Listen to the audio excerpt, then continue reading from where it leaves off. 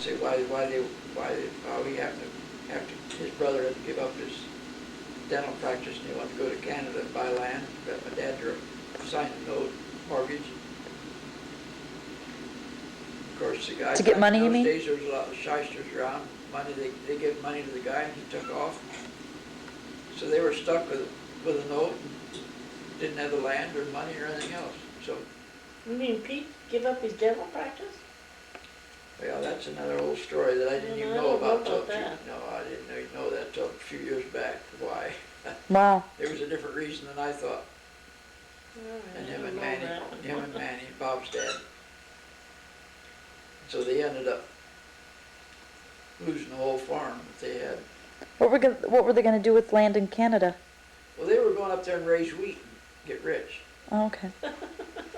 Wheat in Canada? Oh, they raised a lot of wheat in Canada. Yeah. Up around Winnipeg. Yeah.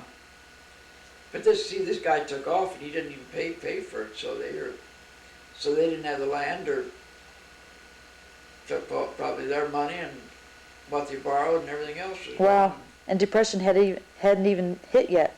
No, well, no, it wasn't really the depression that caused it. I know, but that's what I'm saying. It's then. That was probably a little bit later because they got a pretty good price for the farm yet, so evidently the depression hadn't hit yet. No, right? So this guy took all their money and left them with basically a piece of paper that was worthless? Yeah. With a note, yeah.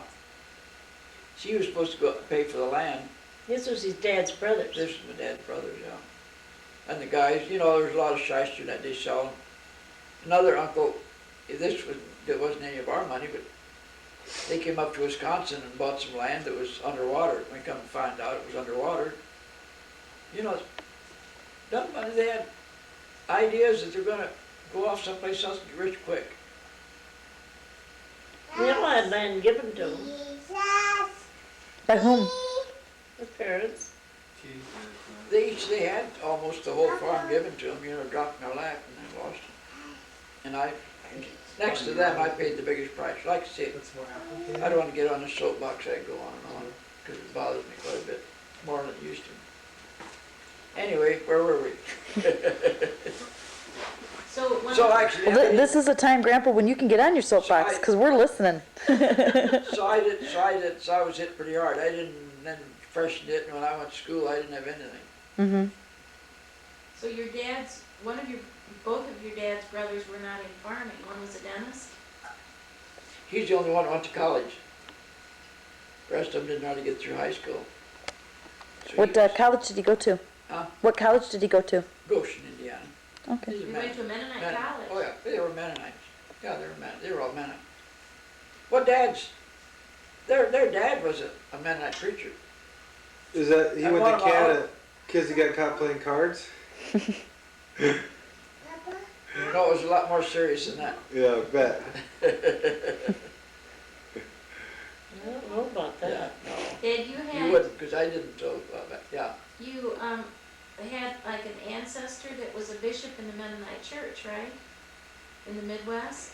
Yeah, that was on Mom's side. I think he kind of started the Mennonite church around here. That's what Geraldine says. How many grandpas? Great-great-grandpa, or what, do you know? I think great-grandpa. Great-grandpa? I think one back. Great. I think it was. I have to ask Geraldine to be sure. I get the record, but I think it was. Then one of Dad's brothers was a Mennonite minister also. Which Oh, really? one's that? Uncle George, one in Michigan. Your uncle was a Mennonite minister.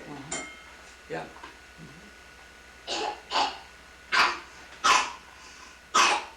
So, in other words, that's when you said your parents changed a lot after that incident? Well, that naturally, it hit them pretty hard, and I didn't realize that they didn't pay too much attention to me. I pretty much raised myself. Probably your brothers and sister did too, right? Well, not as much as I did, because they were older. Mm-hmm. The younger. Clayton did? Clayton and I both, yeah, but I was one that had to stay at home and work for nothing for years. But like you say, let's don't get into that. When did you both become believers? Well, I did. Well, I thought I was. I'll have to tell you my story sometime. Well, this would be a good time. Lord will have it on the video. Well, that's a long story. I'd have to tell you my whole life story. tell Just you. tell her real quickly. No, that'd take a long time. Can you give us the Hitchhiker's version, Grandpa? No, I thought I was, but I was about 35 when I became born again Christian. About 35? I was assistant Sunday school superintendent at the time, yeah.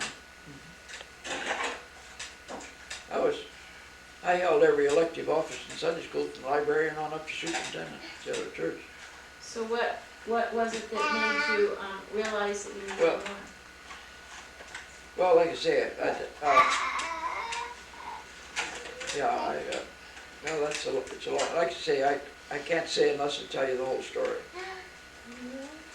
What's tough about it? Yeah, no, you probably don't. I wouldn't just say it too much. Oh, yeah.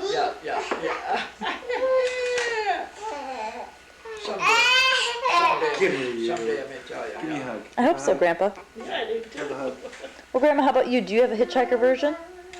Do I have a what? Do you have a version to your story of? Someone wants a love, Grandma. Oh, yes. Well, I don't really remember because when I went to church as a kid and everything, I don't know. I more or less went because I had to, it seemed like, young. Sure. But then when the real conversion came was when a friend of ours, I don't know how old it was. You remember when we went out to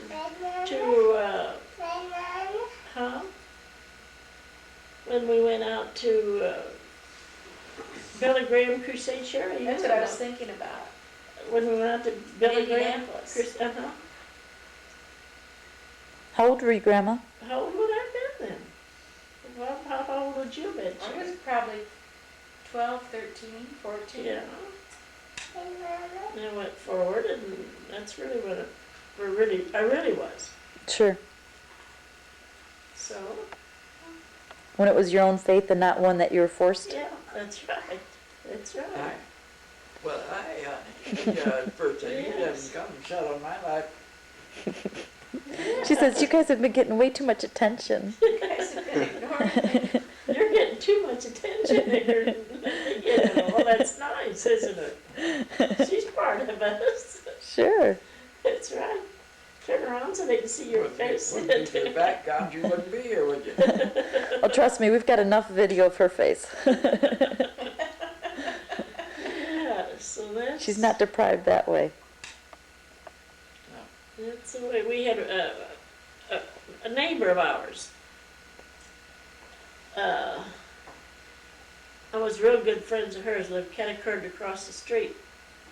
And she went to Methodist Church in Washington. We were real good friends. And they moved to Plainfield, Indiana. Their daughter was a real good friend of Jones. Gentle people. And we'd go out to Plainfield and see him. Sherry, how many times were you out there? And she was, when Billy Graham was out of Indianapolis, Indiana for a crusade, he was their financial secretary.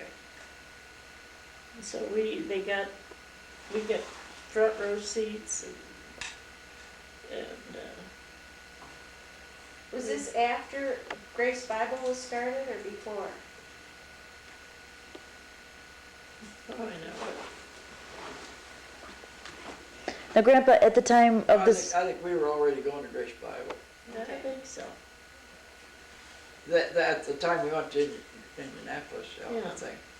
now, were you? Do you think you had already accepted before Indianapolis, before Billy Graham? Oh, yeah, I did. Yeah. I did. So 35. This was after you turned 35. What was the big event then? For her, it was a Billy Graham crusade. Yeah, we had that. For you, what kind of We had convicted you? evangelistic meetings. Dr. John Zoller, I went forward, yeah. Oh, okay. So you also had one, but At the UB church? Yeah. You're kidding. Cookie? I guess that's why, I don't know. Come here. We were raised, And I went that, I went to 2 semesters of periods to studying the Bible. I took it I was taking the Old Testament and New Testament both at the same time. Moody correspondence? No. I remember you no, took some no, of that. it's not, pastors at church in Troy. Well, you took a Moody correspondence too. Well, I did on times, yeah, prophecy, Yeah. the end of the times, times, something about, I forget what it's called, I still End have it. times or, Something about the end times, yeah. Yeah, I did, this was before, or, no, it's probably afterwards, I don't remember. Grandma's clock, But yeah. I had to read It's an awful lot of the 9:20. Bible and that, so. Yeah. But this was after I was born again Christian. Uh-huh. What were you saying, Grandma, about being raised? Different than when you were being raised? we were raised, that, with evangelistic. Had a lot of evangelistic meetings and Yeah, Revivals people going and so on. forward, revivals and all that. I don't know, it still sticks with me that I think it's very, very important. Sure. And they can laugh at it if they want to, but the kids don't hear too much about it like now, probably like we used to. some of the meetings they were real. Had an invitation and people went forward, were really saved and showed what the Lord could do. Sure.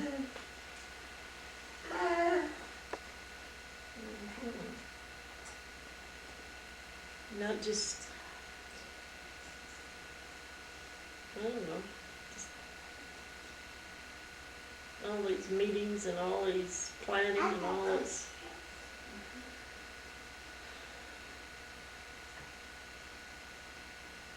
You've got to have that, I know, but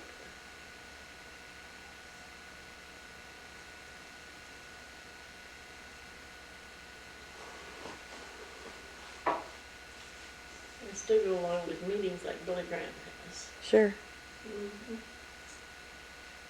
He's still powerful today. Sure he is. Never. And I mean, the Margaret thousands. Frakes, that's who we went to see out in Indianapolis. She said she never ever saw such a man of God like him. Yeah, And that I've was seen him clear way interviewed. back And, in, how old did you think you were, Sherry? Maybe 10? Something like that, probably. well, that's the amazing thing. I've seen him interviewed just in the year, and he's still such a strong man of God, Mhm. I don't think anyone has ever questioned his No, you his never character. Uh-uh. Everyone respects, Sure do. that name. And he Doesn't put it on preaches himself. the gospel. He don't Right. water it down. Mm-mm. He isn't afraid like he's on any of the programs. He isn't afraid to speak out for the Lord. Our neighbor across the street knew him when he was just starting out, when he worked for Youth for Christ. Who's He worked- that? Paul Steenrod. Oh, really? Uh-huh. Can you go up big stairs? They worked Youth for Christ for quite a while. So he was president of Youth for Christ for quite a while. What did he say about him then? Oh, he was such a cut up and he dressed so bright colors. And, Did he think Billy a lot Graham? of him? oh yeah, oh yeah. Billy Graham dressed in bright colors? Oh yeah. What did he say about his bright pants and his real colored socks and tie and, Hang on. oh, yeah. Hang on. See, he was president of Youth for Christ before he went into the ministry. Daddy. I didn't realize that. And then he worked with him. No, Kitty, go upstairs. Good girl. Oh, she'll come up. Let's see. I've got a little video left. Are you still going to videotape it? Yeah? I've got 5 minutes left. What are some good questions we can ask them? Let's see. What was one of your favorite games to play as a child? High school or younger? Cards. Mumbledy Peg. Oh, Grandpa, that was a great game. Did you